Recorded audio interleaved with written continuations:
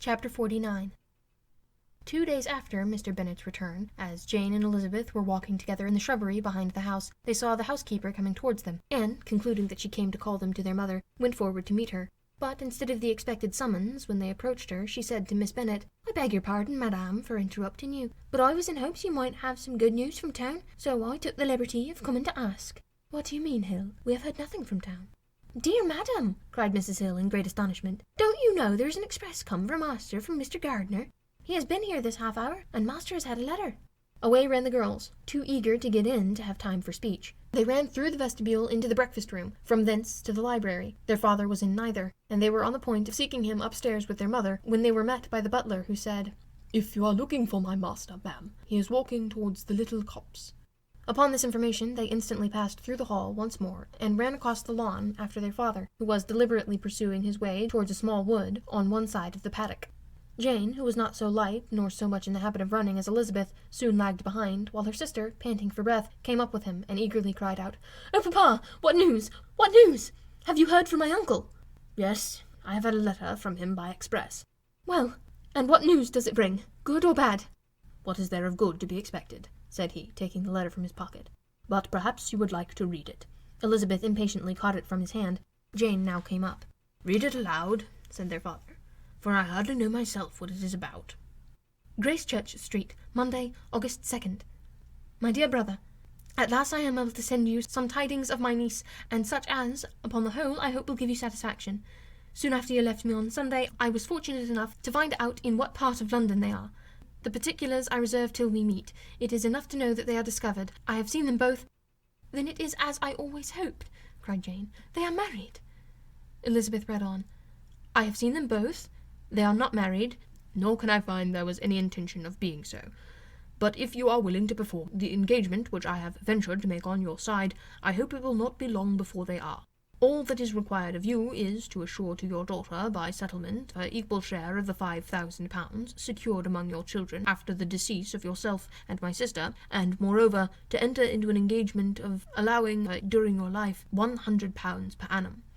These are conditions which, considering everything, I had no hesitation in complying with, as far as I thought myself privileged, for you. I shall send this by express, that no time may be lost in bringing me your answer. You will easily comprehend from these particulars that Mr. Wickham's circumstances are not so hopeless as they are generally believed to be. The world has been deceived in that respect, and I am happy to say there will be some little money, even when all his debts are discharged, to settle on my niece, in addition to her own fortune. If, as I conclude will be the case, you send me your full powers to act in your name throughout the whole of this business, I will immediately give directions to Haggerston for preparing a proper settlement. There will not be the smallest occasion for your coming to town again, therefore stay quietly at Longbourn, and depend upon my diligence and care. Send back your answer as soon as you can, and be careful to write explicitly. We have judged it best that my niece should be married from this house, which I hope you will approve. She comes to us today. I shall write again as soon as everything is more determined on. Yours, etc., Edward Gardiner. Is it possible? Cried Elizabeth, when she had finished. Can it be possible that he will marry her? Wickham is not so undeserving, then, as we have thought him, said her sister. My dear father, I congratulate you. And have you answered the letter? Said Elizabeth. No, but it must be done soon. Most earnestly did she then entreat him to lose no more time before he wrote. Oh, my dear father, she cried, come back and write immediately. Consider how important every moment is in such a case. Let me write for you, said Jane, if you dislike the trouble yourself. I dislike it very much, he replied, but it must be done. And so saying, he turned back with them and walked toward the house. And may I ask, said Elizabeth, but the terms, I suppose, must be complied with. Complied with? I am only ashamed of his asking so little. And they must marry, yet he is such a man. Yes, they must marry. There is nothing else to be done. But there are two things that I want very much to know. One is, how much money your uncle has laid down to bring it about, and the other, how am I ever to pay him? Money? My uncle? Cried Jane. What do you mean, sir? I mean that no man in his senses would marry Lydia on so slight a temptation as 100 a year during my life, and 50 after I am gone. That is very true, said Elizabeth, though it had not occurred to me before. His debts to be discharged, and something still to remain. Oh, it must be my uncle's doings. Generous, good man! I am afraid he has distressed himself. A small sum could not do all this. No, said her father. Wickham's a fool if he takes her for a farthing less than £10,000. I should be sorry to think so ill of him in the very beginning of our relationship. £10,000! Heaven forbid! How is half such a sum to be repaid? Mr. Bennet made no answer, and each of them, deep in thought, continued silent till they reached the house. Their father then went to the library to write, and the girls walked into the breakfast-room. "And they are really to be married?" cried Elizabeth, as soon as they were by themselves. "How strange this is! And for this we are to be thankful, that they should marry, small as is their chance of happiness, and wretched as is his character, we are forced to rejoice. Oh, Lydia!" "I comfort myself with thinking," replied Jane, "that he certainly would not marry Lydia if he had not a real regard for her. Though our kind uncle has done something towards clearing him, I cannot believe that £10,000, or anything like it, has been advanced. He has children of his own, and may have more. How could he spare half £10,000? "If we are ever to learn what Wickham's debts have been," said Elizabeth, "and how much is settled on his side on our sister, we shall exactly know what Mr. Gardiner has done for them, because Wickham has not sixpence of his own. The kindness of my uncle and aunt can never be requited. Their taking her home, and affording her their personal protection and countenance, is such a sacrifice to her advantage as years of gratitude cannot enough acknowledge. By this time she is actually with them. If such goodness does not make her miserable now, she will never deserve to be happy. What a meeting for her when she first sees my aunt!" "We must endeavour to forget all that has passed on either side," said Jane. "I hope and trust they will yet be happy. His consenting to marry her is a proof, I will believe, that he has come to a right way of thinking. Their mutual affection will steady them, and I flatter myself they will settle so quietly, and live in so rational a manner, as may in time make their past imprudence forgotten." "Their conduct has been such," replied Elizabeth, "as neither you nor I, nor anybody, can ever forget. It is useless to talk of it."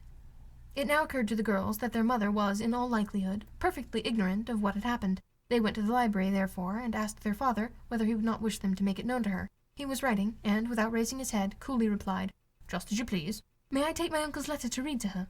"Take whatever you like, and get away." Elizabeth took the letter from his writing-table, and they went upstairs together. Mary and Kitty were both with Mrs. Bennet. One communication would, therefore, do for all. After a slight preparation for good news, the letter was read aloud. Mrs. Bennet could hardly contain herself. As soon as Jane had read Mr. Gardiner's hope of Lydia's being soon married, her joy burst forth, and every following sentence added to its exuberance. She was now in an irritation as violent from delight as she had ever been fidgety from alarm and vexation. To know that her daughter would be married was enough. She was disturbed by no fear for her felicity, nor humbled by any remembrance of her misconduct. "My dear, dear Lydia," she cried, "this is delightful indeed. She will be married. I shall see her again. She will be married at 16. My good, kind brother. I knew how it would be. I knew he would manage everything. How I long to see her, and to see dear Wickham too. But the clothes, the wedding clothes. I will write to my sister Gardiner about them directly. Lizzie, my dear, run to your father and ask him how much he will give her.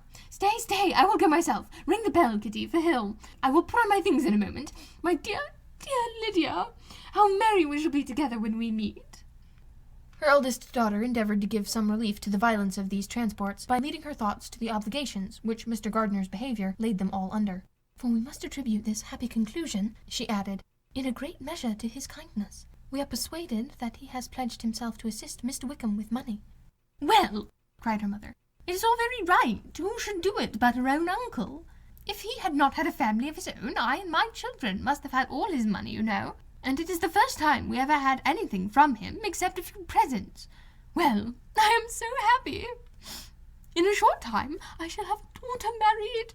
Mrs. Wickham, how well it sounds! And she is only 16 last June. My dear Jane, I am in such a flutter that I am sure I can't write, so I will dictate, and you write for me. We will settle with your father about the money afterwards, but the things should be ordered immediately." She was then proceeding to all the particulars of calico, muslin, and cambric, and would shortly have dictated some very plentiful orders, had not Jane, though with some difficulty, persuaded her to wait till her father was at leisure to be consulted. One day's delay, she observed, would be of small importance, and her mother was too happy to be quite as obstinate as usual. Other schemes, too, came into her head. "I will go to Meryton," said she, "as soon as I am dressed, and tell the good news to my sister Phillips. And as I come back, I can call on Lady Lucas and Mrs. Long. Kitty, run downstairs and order the carriage. An airing will do me a great deal of good, I am sure. Girls, can I do anything for you in Meryton? Oh, here comes the Hill! My dear Hill, have you heard the good news? My Lydia is going to be married, and you shall have a bowl of punch to make merry at her wedding. Mrs. Hill began instantly to express her joy. Elizabeth received her congratulations amongst the rest, and then, sick of this folly, took refuge in her own room that she might think with freedom. Poor Lydia's situation must, at best, be bad enough, but that it was no worse she had need to be thankful. She felt it so, and though, in looking forward, neither rational happiness nor worldly prosperity could be justly expected for her sister, on looking back to what they had feared only 2 hours ago, she felt all the advantages of what they had gained.